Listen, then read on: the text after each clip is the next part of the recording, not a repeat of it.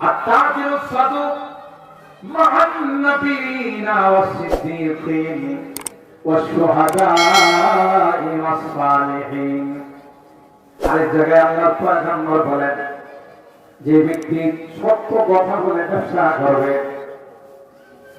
আত্তাজিরুস সাদুক আল আমিন আমানতদারির সঙ্গে যারা ব্যবসা করবে আল্লাহর হাবিব বলেন মিথ্যা আশ্রয় নেয় না,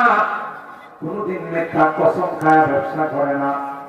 হালাল ভাবে ব্যবসা করে, আমানতদার হিসাবে ব্যবসা করে, ওই ব্যবসায়ী সম্পর্কে পয়গম্বর বলেন কিয়ামতের ময়দানে তার হাসর হবে আল্লাহ নবীদের সঙ্গে,